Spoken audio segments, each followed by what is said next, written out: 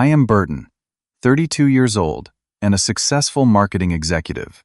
The champagne sparkled under crystal chandeliers at my sister Amanda's lavish wedding reception.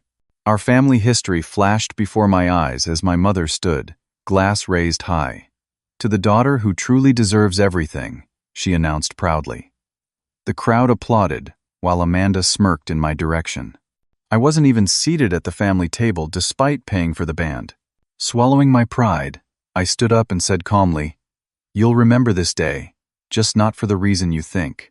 Before I tell you what happened next, let me know where you're watching from, and hit that subscribe button if you want to hear how I finally stood up for myself after years of being the forgotten son. Growing up in Brookline, a wealthy suburb of Boston, should have been idyllic. Our colonial-style home with its manicured lawn and swimming pool looked perfect from the outside. Inside, however, was a different story. My father, Thomas, a prominent cardiovascular surgeon at Massachusetts General, spent most of his time at the hospital. My mother, Judith, dedicated herself to maintaining our social standing in Boston's elite circles. Between them, there wasn't much emotional energy left for their children, especially me. From my earliest memories, it was clear Amanda was the golden child. Born 2 years after me, she somehow managed to embody everything my parents valued. She was naturally graceful, socially adept, and academically gifted without seeming to try too hard. I, on the other hand, was awkward and introverted, preferring books to the social gatherings my mother constantly arranged. "Burton, sit up straight," my mother would hiss at dinner parties. "Why can't you be more like your sister?" The comparison started early and never stopped. I threw myself into academics, thinking surely straight as would win their approval. In 3rd grade, I brought home a perfect report card, and my father barely glanced at it before signing. "That's expected, not exceptional," he said. 2 weeks later, when Amanda got all A's except for 1 B+ in science, they took her out for ice cream to celebrate her hard work. Our birthdays told the same story. My 10th birthday party was a small affair with 3 friends from school. Amanda's 8th, just 2 months later, was a carnival in our backyard with a hired magician and 30 classmates. I still remember helping to hang decorations for her party, while mine had been forgotten almost immediately. Christmas mornings were particularly revealing. Amanda's pile of presents always towered over mine. One year, when I was 14, I received practical gifts like clothes and books, while Amanda unwrapped an expensive laptop because she's entering high school next year and needs it for her potential. I was already in high school with a 5-year-old desktop computer. The disparities extended beyond material things. When I was caught breaking curfew at 16, I was grounded for a month.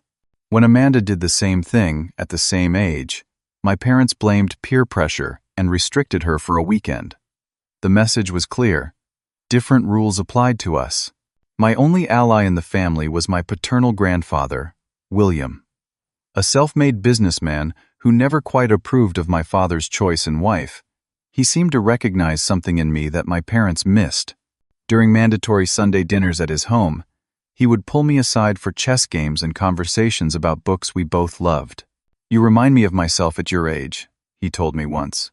"Your sister is like a beautiful vase. Everyone admires, but you're like a foundation stone, not flashy, but essential." Those moments with him were the only times I felt truly seen. Grandfather William died when I was 16. Heart attack, ironically something my father specialized in preventing. At the funeral, I stood stoically beside my crying sister, who had visited our grandfather maybe 5 times a year to my weekly visits.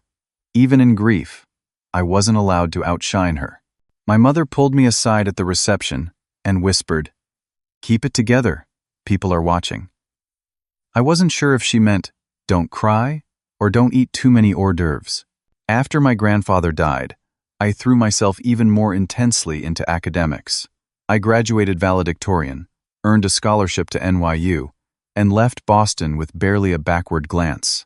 My parents attended my high school graduation ceremony, but left immediately after to attend one of Amanda's dance recitals. I took the train to New York alone the following fall. College became my rebirth. At NYU, no one knew me as Amanda's brother or Thomas and Judith's disappointing son. I was just Burton, marketing major, with a minor in digital media. I made real friends who valued me for myself, joined clubs where I excelled, and even dated without my mother's scrutinizing gaze, evaluating whether my girlfriend was good enough for the family. I stayed in New York after graduation, landing an entry-level position at a digital marketing firm. Over the next decade, I worked my way up to executive level, building campaigns for major brands and earning industry recognition. Each promotion and award was a silent rebuttal to my parents' low expectations. During those years, I maintained minimal contact with my family. Christmas and Thanksgiving visits were brief and tense.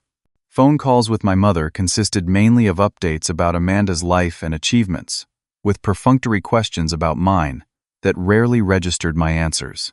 My father and I spoke almost exclusively about the weather and sports teams neither of us actually followed. By the time I turned 30, I had created a life entirely separate from my family. I had my own apartment in Manhattan, a circle of loyal friends, a fulfilling career, and a growing reputation in my industry.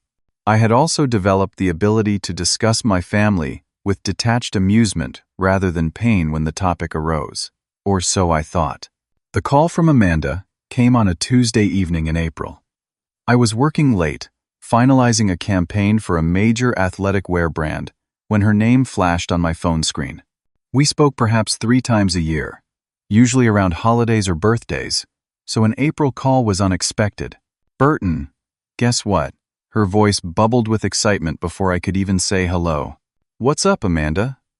I balanced the phone between ear and shoulder, still typing. "James proposed. We're getting married in September.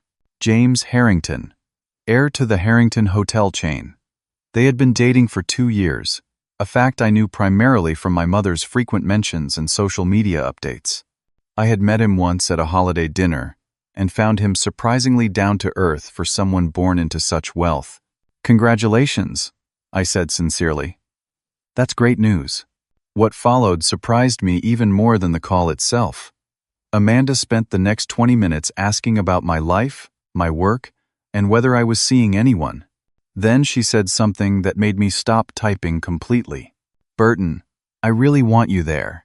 Not just as a guest, but as my brother, a real part of the wedding. It would mean so much to me." The sincerity in her voice caught me off guard. For a moment, I heard the little sister who used to follow me around when we were very young, before our parents' differential treatment created a gulf between us. "Of course I'll be there," I promised, a cautious optimism warming my chest. 2 weeks later, an elegant invitation arrived in my mailbox, followed by a personal email from Amanda, with details about the rehearsal dinner and other pre-wedding events. The wedding would be at St. Catherine's Cathedral in Boston, reception at the Harrington Flagship Hotel downtown.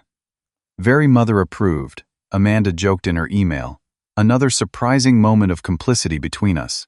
I found myself investing emotionally in the event in a way I hadn't anticipated. I spent an entire Saturday shopping for the perfect wedding gift, eventually settling on a pair of antique silver candlesticks I knew would appeal to both Amanda's sense of tradition and James's appreciation for craftsmanship. I scheduled a fitting for a new suit, upgraded my plane tickets to first class, and even got a haircut at an upscale salon rather than my usual barber. My best friend Derek noticed the change immediately when we met for drinks that week. "You're setting yourself up," he warned, stirring his Manhattan. "They're still the same people who've been dismissing you for 30 years. "Maybe things are different now," I argued. "Amanda seems different, more independent from our parents." Derek had known me since college and had witnessed the aftermath of too many family holidays gone wrong. "Just keep your expectations low," he advised. "That way you can only be pleasantly surprised." My girlfriend Lisa was more supportive. We'd been dating for 8 months, and while she'd never met my family, she'd heard enough stories to understand my apprehension. "Families change," she said as we lay in bed that night. "People grow up. Maybe Amanda's relationship with James has given her perspective." "Maybe," I agreed, wanting to believe it. "And even if nothing's changed with your parents, this is about supporting your sister on her big day," Lisa continued. "You're doing this for her, not them." She was right, of course. I decided to approach the wedding with cautious optimism, hoping for the best, but prepared for the worst. As September approached, I found myself thinking more about Boston and my childhood home. I hadn't been back for more than a day or two in years. The closer the wedding got, the more memories surfaced, both good and bad. The treehouse my father built when I was 7, one of the few projects he'd undertaken specifically for me. The corner library where I'd spent rainy afternoons. The garden where my mother once found me reading, instead of attending one of her garden parties, and lectured me about social obligations for an hour. 3 days before the wedding, I flew to Boston. My mother had extended a perfunctory invitation to stay at the family home, but I politely declined and booked a room at a hotel downtown. Setting boundaries had become essential to my mental health where my family was concerned. The rehearsal dinner was scheduled for the night before the wedding at an upscale restaurant owned by a friend of my father's. I arrived 15 minutes early, determined to start the weekend on a positive note. The private dining room was elegantly decorated with flowers in Amanda's chosen colors of blue and silver. James's parents, Robert and Eleanor Harrington, greeted me warmly when I entered. "Burton, so wonderful to finally meet Amanda's brother," Eleanor said, clasping my hand in both of hers. "James speaks very highly of you." This was surprising since James and I had only met once, but I appreciated the warmth. My own parents arrived moments later, my mother air-kissing my cheeks, while my father gave me a firm handshake. "You look well," my father said, the closest thing to a compliment I could expect. "That suit fits nicely," my mother added, examining me like a specimen. "Brioni?" "Brooks Brothers, actually," I replied, knowing she'd consider it inferior. "Well, it does the job," she said with a tight smile before turning to greet the Harringtons with much more enthusiasm. Amanda arrived last with James, radiant in a simple blue dress that brought out her eyes. When she saw me, she broke into a genuine smile and hurried over for a real hug. Not the air kiss variety our mother preferred. "You came," she whispered, sounding almost surprised, despite our conversations. "I promised, didn't I?" I hugged her back, noticing how tiny she felt in my arms. Had she always been this small? The dinner proceeded pleasantly enough, though I couldn't help noticing how my parents showcased Amanda and barely referenced me when describing their children to the Harringtons and other guests. My father recounted Amanda's academic achievements and dance competitions, while omitting my own accomplishments entirely. My mother referred to me as our son who lives in New York without mentioning my executive position or industry awards. Old patterns, I reminded myself. Don't let it get to you. By the end of the evening, my optimism had dimmed somewhat, but I still held on to hope that the wedding itself would be different. As I walked back to my hotel, I texted Lisa, "Surviving so far. Only slightly diminished." She responded immediately, "Remember why you're there. For Amanda, not them." I fell asleep that night with mixed feelings. Part of me still that little boy desperate for approval. Part of me the independent adult who had built a life beyond their narrow expectations. I woke early on the wedding day, sunlight streaming through the hotel curtains I'd forgotten to close completely. For a moment, I lay staring at the ceiling, mentally preparing for the day ahead. The rehearsal dinner had been a mixed bag, reinforcing some concerns, while also giving me reasons for hope, particularly in Amanda's warm greeting. After a quick room service breakfast, I showered and began the process of getting ready with meticulous care. The new suit, a charcoal gray three-piece, hung waiting on the bathroom door. As I shaved, I practiced expressions in the mirror, aiming for pleasant but dignified. No puppy dog eagerness for parental approval, but no cold distance either. Just a normal, supportive brother on his sister's wedding day. "You got this," I told my reflection, feeling slightly ridiculous but needing the pep talk nonetheless. My phone chimed with a text from Lisa. "Thinking of you today. You look handsome in that suit, even from 200 miles away." I smiled, grateful for her support even at a distance. She had offered to come as my +1, but I'd decided against it. Introducing a serious girlfriend to my family, especially at such a high-stress event, seemed unfair to her. Besides, I wanted to focus on navigating my family dynamics without also worrying about how they were treating her. Thanks. Wish you were here, I texted back, meaning it more than I had anticipated. Following the wedding timeline Amanda had sent, I arrived at St. Catherine's Cathedral an hour before the ceremony. The Gothic structure loomed against the clear September sky, its stained glass windows catching the morning light. Inside, florists were putting final touches on elaborate arrangements of white roses and blue hydrangeas that lined the aisle. I approached the wedding planner, a harried-looking woman with a tablet and an earpiece, offering to help with any last-minute tasks. She glanced at me, checked her tablet, and shook her head. "Family members should be in the waiting area," she said dismissively. "Down the hall to your right." "I'm Burton, the bride's brother," I clarified. "Just wanted to see if there's anything I can do to help." "Oh." She looked at me again, more carefully this time. "No, I think we've got everything covered. The groomsmen are in room 112 if you want to join them." "I'm not a groomsman," I explained, feeling a familiar twinge. Amanda had 5 bridesmaids, and James had 5 groomsmen, none of whom were me. "Right." She checked her tablet again, frowning slightly. "Well, family is gathering in room 110. I thanked her and headed down the hallway, the interaction confirming what I already knew. Despite Amanda's personal invitation, I remained peripheral to the proceedings. Room 110 was a small, elegantly appointed chamber where my parents sat with my Aunt Margaret and Uncle Philip, my father's siblings. My mother was impeccable in a pale blue dress and pearls, my father distinguished in his tuxedo. They acknowledged my arrival with nods, but continued their conversation with my aunt and uncle about recent renovations to their Cape Cod summer house. I sat quietly, checking emails on my phone, until a knock at the door announced Amanda's arrival for the traditional pre-ceremony family photos. She entered in her wedding gown, a vision in white lace and silk that made even my mother's eyes glisten with tears. "Amanda, darling, you look absolutely perfect," my mother exclaimed, rising to adjust a already perfect fold in the dress. My father stood more slowly, clearing his throat against unexpected emotion. "Just beautiful, sweetheart." I waited for a pause in their admiration before approaching. "You look incredible, Amanda," I said, meaning every word. She met my eyes with a smile that reminded me of our childhood, before competition and parental favoritism had come between us.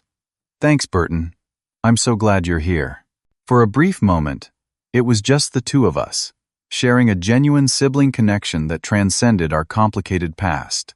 Then the photographer arrived, and the moment evaporated as we were positioned for formal portraits.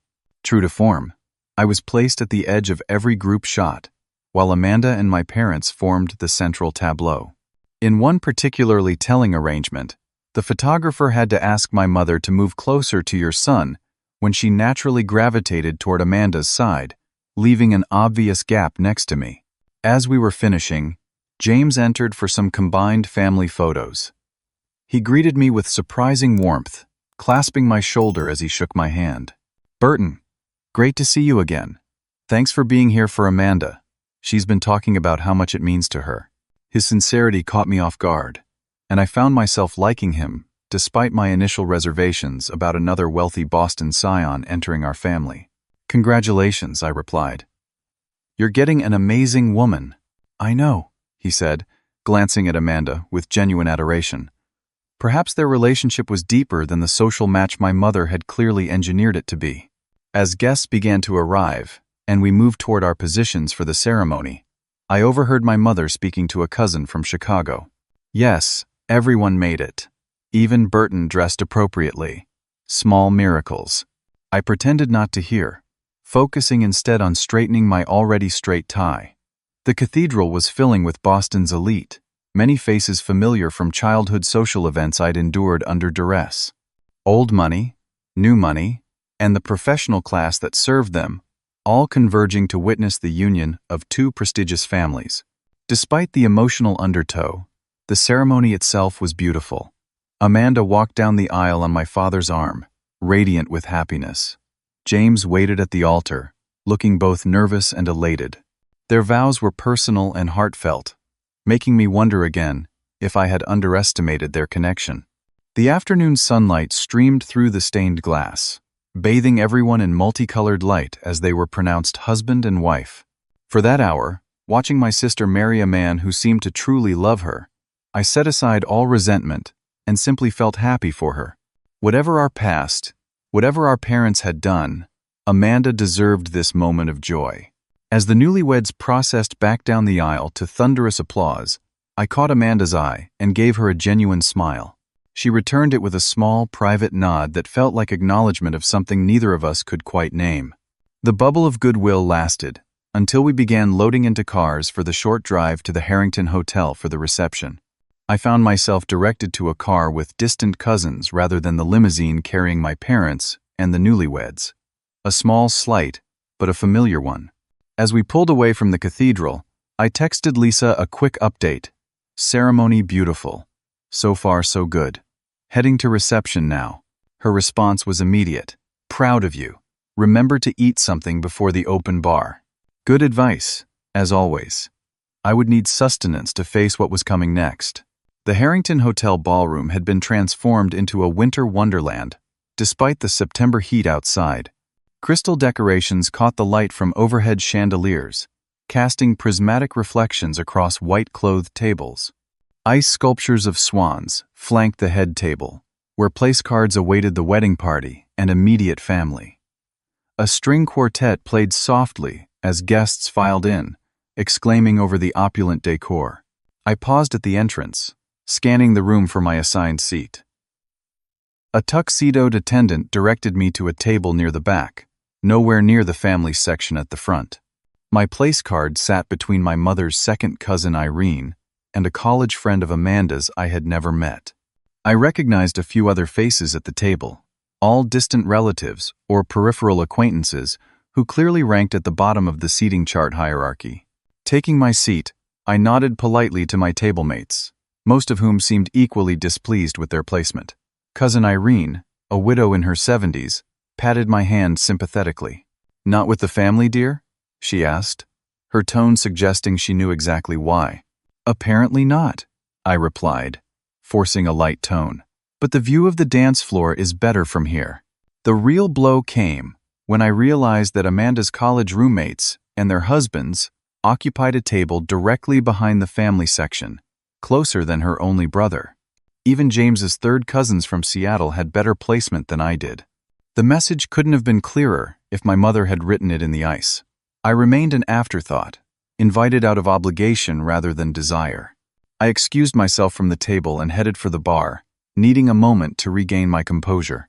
The bartender, sensing my mood, poured a generous scotch without comment. I sipped it slowly, watching as my parents worked the room, greeting important guests with practiced charm. My father clapped backs and shook hands with his surgeon colleagues and hospital board members. My mother air-kissed the wives of bank presidents and real estate developers, her social network on full display.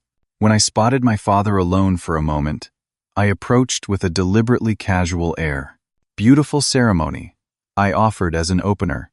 Yes it was," he agreed, eyes already scanning the room over my shoulder for more important guests. "The bishops just arrived. I should say hello." Before I could respond, he was gone, moving toward a couple who had just entered. The interaction lasted less than 10 seconds, typical of our exchanges over the past decade. Returning to the bar, I ordered another scotch, resigned to my peripheral role in the family celebration. The bartender slid it across, with a knowing look. "Weddings, right?" he said sympathetically. "Families," I corrected, raising the glass in a small toast. As I turned from the bar, I nearly collided with Robert Harrington, James's father. Unlike my own parents, he seemed genuinely pleased to see me. "Burton, been looking for you. Come meet some of our family from the West Coast." Before I could protest, he guided me to a table of Harringtons, who welcomed me warmly, asking questions about my work in New York and sharing stories about James as a child. For 20 minutes, I experienced what family interest and support might feel like. Robert even mentioned reading about a campaign I had developed for a major tech company, something my own father had never acknowledged, despite my sending him the press coverage. "Marketing is the lifeblood of business these days," Robert said approvingly. "James tells me you're doing very well for yourself in New York." Trying to, I said, both pleased and surprised that James had mentioned me at all. Well, we're delighted to have you join the extended family. Harringtons take care of their own. The irony wasn't lost on me, but his warmth was genuine. By my third scotch, I found myself relaxing slightly, though still acutely aware of my own family's indifference across the room. As the reception continued, I danced with elderly Aunt Irene, who proved surprisingly spry for her age. During our turn around the floor, she offered unexpected insight. "Your grandfather William would be proud of you," she said, her hand light on my shoulder. "He always said you were the one with substance." "You knew my grandfather well?" I asked, surprised. "Oh, yes. William and I grew up together in the old neighborhood. Before your father married into society and forgot where he came from," her eyes twinkled with mischief. "William never thought much of your mother, truth be told. Too concerned with appearances." This confirmation of my grandfather's support, even from beyond the grave, bolstered my spirits. As I escorted Aunt Irene back to her seat, I felt more centered, less reactive to each small slight. That equilibrium was tested when I overheard a conversation between my mother and the wedding planner. Standing near a floral arrangement, partially hidden from their view, I froze when I heard my name. The band was Burton's contribution, the planner was saying, checking something off her list, quite generous. My mother's response chilled me. Well, he could afford it. No family of his own to support, living that bachelor life in New York. The least he could do was help with some of the expenses, don't you think? I had indeed paid for the band, a well-known jazz ensemble that had cost nearly $30,000. It had been my gift to Amanda, arranged directly with her when she mentioned loving their music. What stung wasn't the amount, but my mother's dismissal of both my generosity and my life choices. Before I could move away, the conversation continued. "And you said he's in advertising?" the planner asked. "Marketing," my mother corrected with an audible sniff. "Not quite what we hoped for, but he seems to make a living. Nothing like his father's contribution to medicine, of course, or Amanda's work with the foundation." The foundation in question was a family charity my mother controlled, that primarily hosted fundraising galas for the hospital where my father worked. Amanda's work consisted of attending meetings and lending her name to letterhead. My own career, built without family connections or support, was apparently still inadequate. I slipped away before they could spot me, retreating once more to the bar. My buzz from the scotch had faded, replaced by a cold clarity. This was who they were. This was who they had always been. No amount of success or maturity on my part would ever change how they saw me. As I nursed another drink, I noticed a wall display of family photos the wedding planner had arranged. Pictures of Amanda through the years dominated the collection, interspersed with shots of my parents at various social events. I appeared in exactly 3 photos, always at the edge of family groupings, never the focus. Even in this curated family history, I was barely present. The observation cemented something in me. I had come hoping for reconciliation, for some acknowledgement of my place in the family. Instead, I had received confirmation that nothing had changed, and perhaps nothing ever would, unless I changed it myself. As waiters began serving the elaborate dinner, I returned to my assigned table, mind working on what would happen next. The scotch had sharpened rather than dulled my thoughts, crystallizing years of resentment into a clear plan of action. I had come prepared for disappointment, with a contingency I had hoped not to use. Now, I reconsidered that decision as I mechanically ate the expertly prepared but tasteless food. Dinner progressed through multiple courses, each more elaborate than the last. Poached lobster gave way to truffle risotto, followed by beef Wellington, so tender it barely required chewing. Around me, conversation flowed among the table of misfits, none of us important enough to merit better placement, but all trying to make the best of it. As coffee and dessert were served, the best man rose for his toast, a polished affair full of appropriate humor and genuine affection for both James and Amanda. Several of James's relatives followed with brief, heartfelt wishes for the couple. Then Amanda's maid of honor, her best friend since boarding school, offered a tearful tribute to their friendship and Amanda's kind heart, a quality I had glimpsed only rarely in recent years. The toasts seemed to be concluding when my mother unexpectedly stood, champagne glass in hand. The room quieted immediately, recognizing the mother of the bride commanding attention. She looked elegant and composed, every hair in place, jewelry catching the light as she surveyed the assembled guests. For those who may not know me, I am Judith Caldwell, Amanda's mother, she began, as if anyone could be unaware. When Amanda was born, I knew immediately she was special. Some children simply have that quality, that spark that sets them apart. My grip tightened on my water glass. Here it came, the familiar narrative that had shaped our family dynamic for 3 decades. Throughout her life, Amanda has exceeded every expectation. Her grace, her intelligence, her compassion for others, all mark her as exceptional. As a mother, nothing brings greater joy than watching your child fulfill their potential. The room murmured appreciative agreement. My mother paused, making eye contact with various important guests before continuing. James, you are gaining not just a wife, but a truly remarkable woman, one who brings honor to our family name and will undoubtedly bring the same to yours. She raised her glass higher, voice ringing clear across the silent ballroom. I ask everyone to join me in a toast. To the daughter who truly deserves everything. To Amanda. To Amanda, the room echoed, glasses raising in unison. I raised my glass mechanically, the words echoing in my head. To the daughter who truly deserves everything. Not to my beautiful daughter. Not to our wonderful daughter. Specifically, the daughter who deserves everything, with the clear implication that the son did not. As glasses lowered and sips were taken, Amanda caught my eye across the room. Rather than embarrassment or apology for our mother's pointed exclusion, her expression held something worse.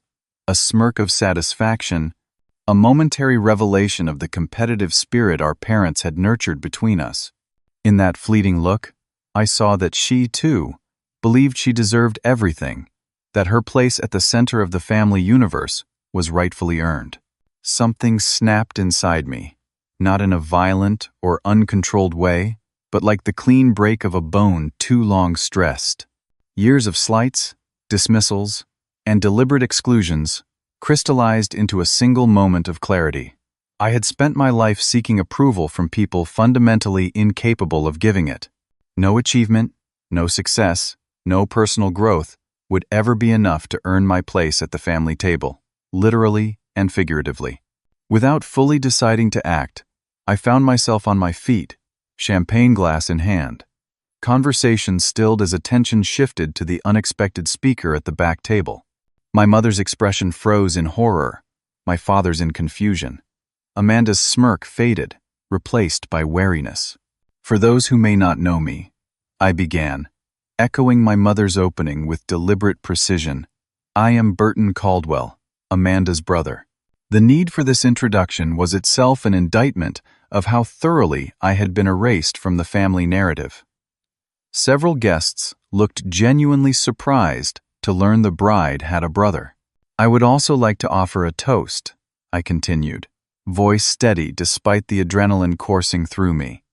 To new beginnings, to truth finally spoken, to consequences long delayed. Confusion rippled through the crowd. This was not following the script of bland well wishes they had expected. Amanda and James, marriage is built on honesty and integrity. May your foundation be stronger than the one I was raised upon. I locked eyes with my sister, then my parents, letting the weight of 30 years of unspoken resentment fill the gaze. You will remember this day, I said, voice carrying in the hushed room, just not for the reason you think. I raised my glass in a final salute before taking a deliberate sip. Then, with dignity and tact, I placed the glass carefully on the table and walked unhurriedly toward the exit. Behind me, uncertain applause broke out, guests unclear on whether this had been an oddly phrased blessing or something else entirely. As I passed the head table, my father half rose as if to intercept me, then seemed to think better of it and sank back down. My mother's face had flushed an angry red beneath her perfect makeup, Amanda's expression was harder to read, a complex mix of anger, confusion, and perhaps a flicker of concern. I continued my measured pace through the ballroom doors and into the hotel corridor beyond, breathing deeply once I was out of sight. My hands trembled slightly with released tension, but my mind remained remarkably clear. I had crossed a line, but it had been my choice to cross it, not a reaction forced from me by their provocations. For the first time in my life, I had acknowledged the truth of my family dynamic publicly. The sense of liberation was dizzying. But what I had done so far was merely symbolic, a momentary disruption to their perfect facade. The real reckoning was yet to come. I found a quiet alcove in the hotel's mezzanine level, took out my phone, and made the decision I had been contemplating since dinner. The pieces had been in place for months, requiring only my final action to set them in motion. With 3 quick taps, I authorized what could not be undone. Seconds later, my phone pinged with confirmation. It was done. In approximately 1 hour, as my message had promised, they would indeed remember this day for entirely different reasons than a wedding. The quiet alcove overlooking the mezzanine provided perfect seclusion, while still allowing me to observe the ballroom entrance below. My heart rate gradually normalized as I sat on a velvet bench, strangely calm after making my decision. The weight of secrets I had carried for months, perhaps years, began to lift. 8 months earlier, while helping Amanda organize old family papers for tax purposes, I had stumbled upon documents never meant for my eyes. Hidden in a folder labeled William Estate Matters were records of financial transactions that at first confused, then horrified me. My grandfather William had left a substantial trust fund for both Amanda and me, equal shares to be accessed at age 30.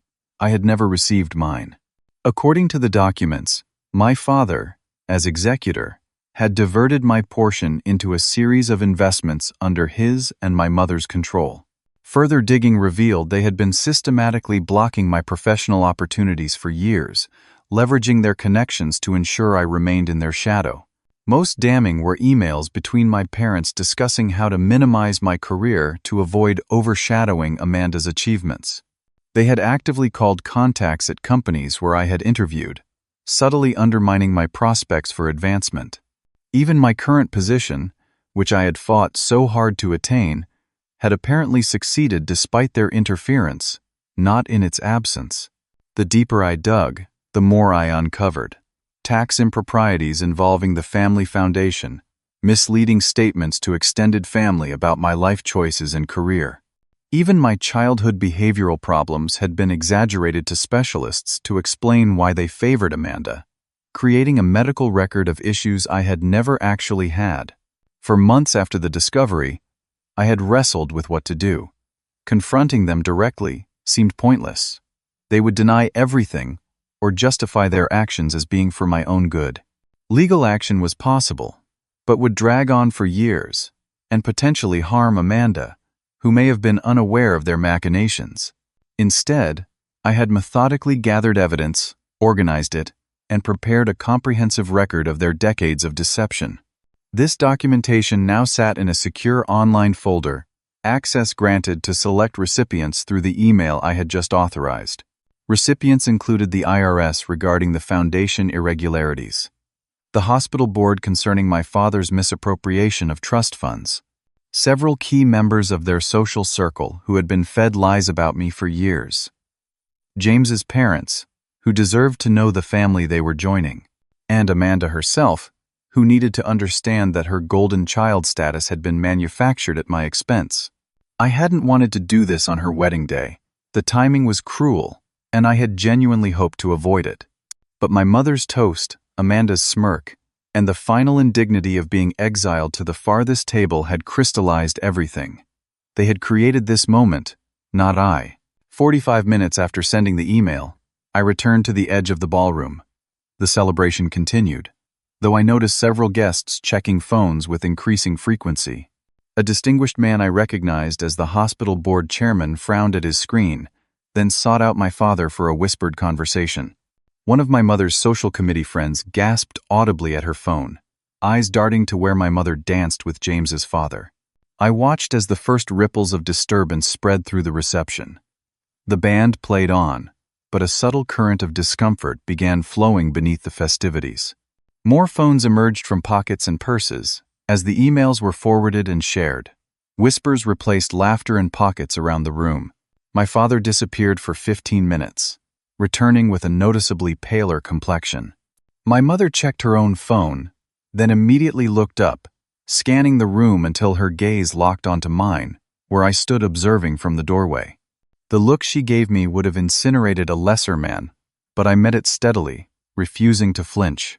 Amanda remained oblivious for another 10 minutes, until James was pulled aside by his visibly distressed father. As James's expression shifted from confusion to shock, Amanda finally sensed something amiss and joined them. I watched her face as she presumably learned what was happening, saw the color drain from her cheeks as she looked first at her new husband, then at our parents, and finally found me by the door. Security guards appeared at my sides, summoned no doubt by my mother. "Sir, we need to ask you to leave the premises," one said firmly but professionally. "I understand," I replied calmly. "I'll go without any trouble." As they escorted me toward the exit, Amanda broke away from the group and intercepted us, her wedding gown swishing as she moved with surprising speed. "Burton, what have you done?" Her voice trembled between anger and dismay. "Only revealed the truth," I answered quietly. "Something this family has avoided for 30 years. On my wedding day?" Her eyes filled with tears, makeup still perfect even in distress. "How could you?" "Ask them." I nodded toward our parents, who were now hurrying toward us, faces twisted with rage and panic. "Ask them about grandfather's trust fund, the one you received and I never did. Ask them about the calls they made to marketing firms in New York warning them against hiring me. Ask them why I needed to be kept down so you could shine." Confusion clouded her expression. "What are you talking about?" Before I could answer, our parents reached us. My mother's carefully controlled facade had cracked completely, revealing the fury beneath.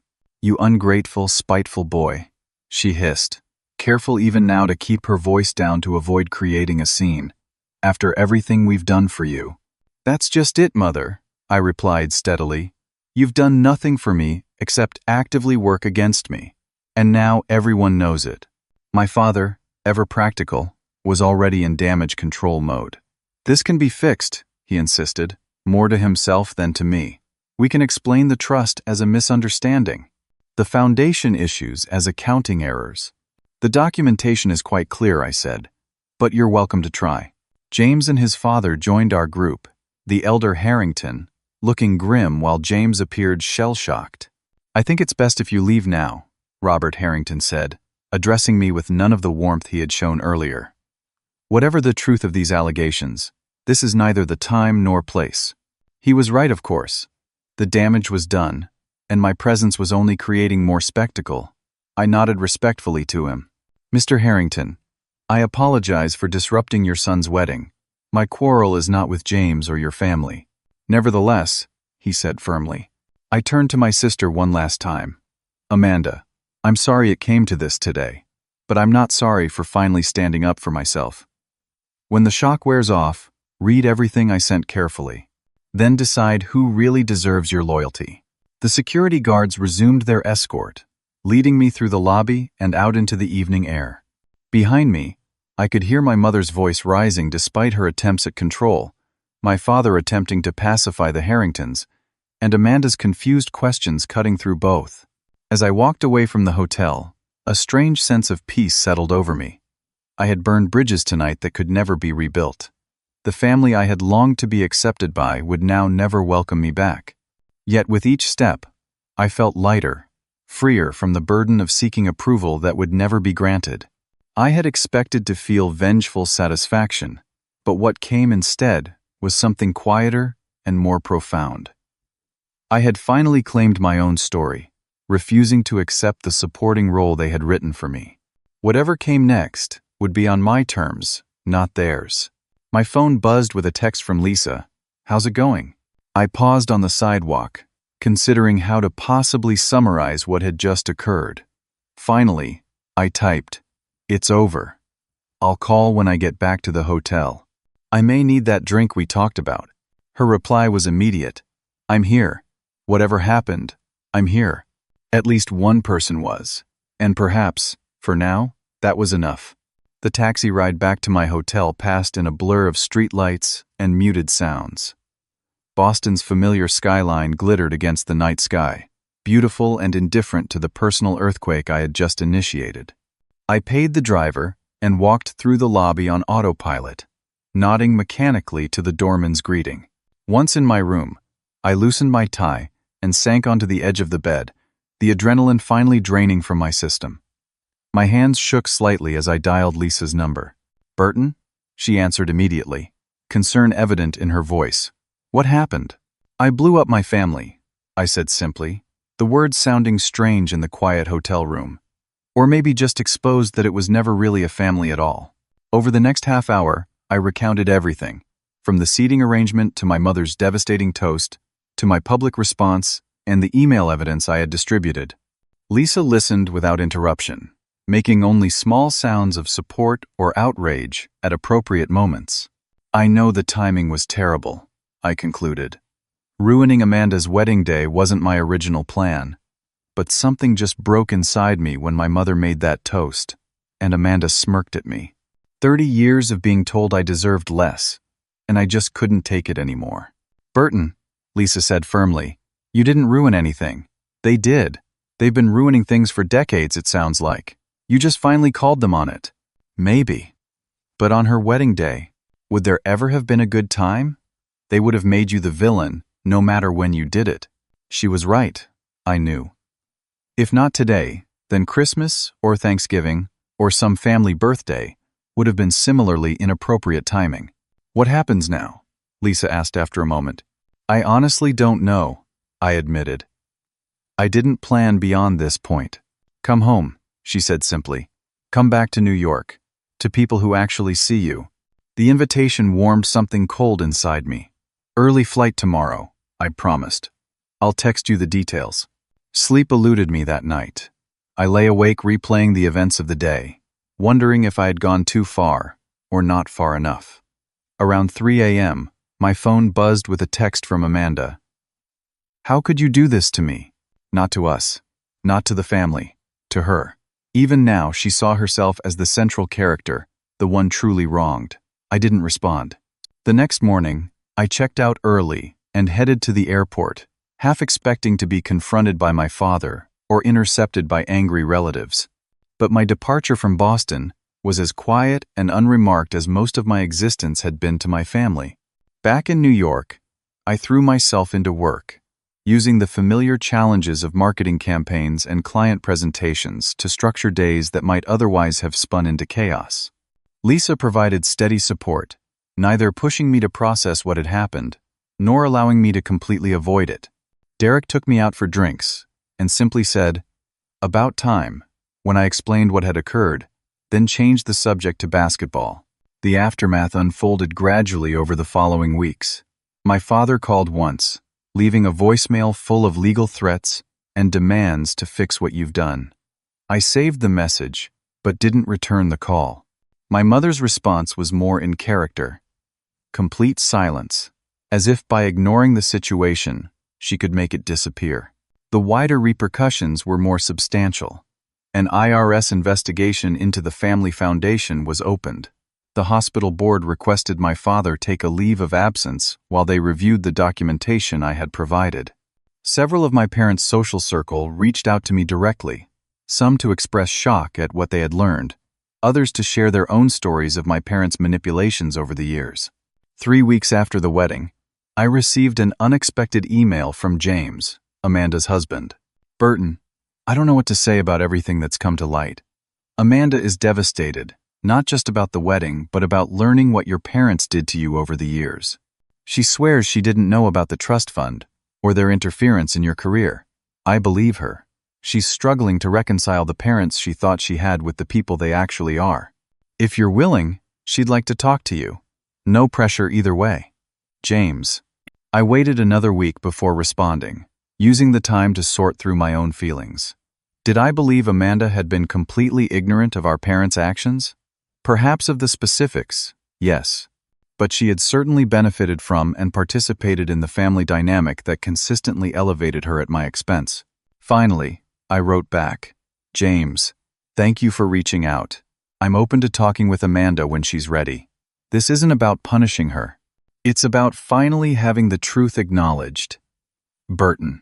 Amanda called 2 days later, just as she and James were returning from their honeymoon, which they had decided to proceed with, despite the upheaval. The conversation was awkward at first, both of us feeling our way through unfamiliar emotional territory. "I never knew about the trust fund," she said early in the call. "I swear to you, Burton. I thought we both received our shares." "I believe you," I said, surprised to find that I did. "But you had to know they treated us differently." A long pause followed. "I knew they favored me," she finally admitted. "I just told myself it was because I was the girl, or because I was younger, or because I stayed in Boston while you left.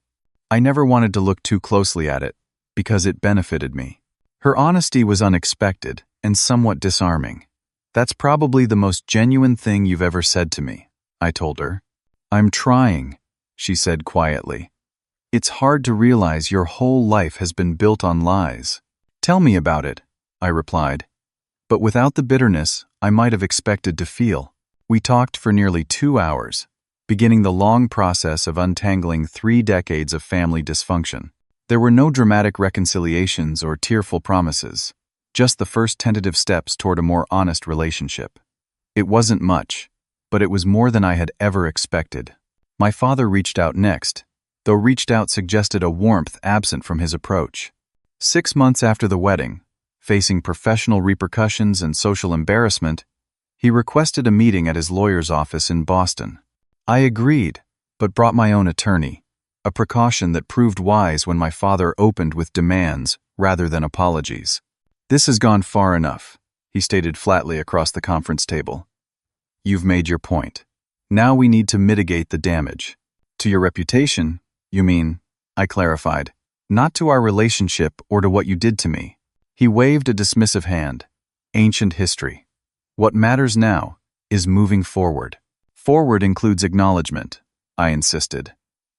"Admission of what you did with grandfather's trust fund. Recognition of how you interfered in my career. Apology.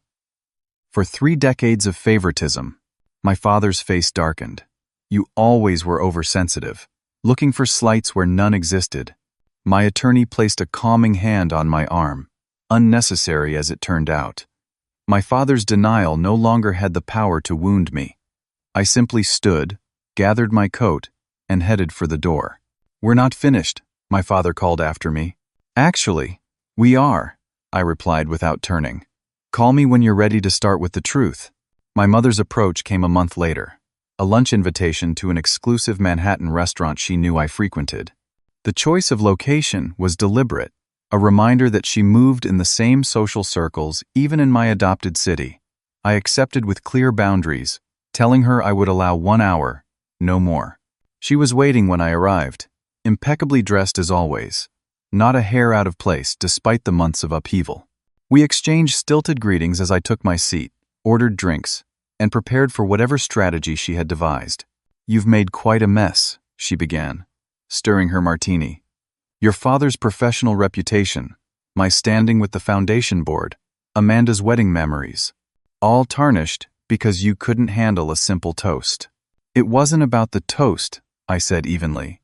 "It was about 30 years of systematic exclusion and sabotage." She sighed dramatically. "Always so theatrical, Burton. We gave you every advantage." While actively working to limit my success, I countered. "The evidence is quite clear, Mother. Denying it now just wastes both our time."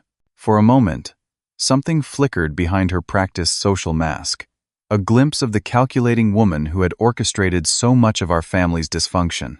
Then it was gone, replaced by a look of wounded maternal concern that had fooled many over the years, but would never work on me again. "We only wanted what was best for both our children," she insisted. "Perhaps we made mistakes in how we showed it." It was as close to an admission as I was likely to get, I realized. Not a genuine apology or acknowledgement, just a grudging concession that mistakes might have been made. passive voice absolving her of direct responsibility. "I'm not looking to punish you," I told her, surprised to find it was true. "I just wanted the truth known. I wanted to stop living in a false narrative where I was always less than, always undeserving." "And now?" she asked, a hint of her old sharpness returning. "What do you want now, that you've torn apart our family?" I considered the question seriously. "I want to build something real. With Amanda, if she's willing.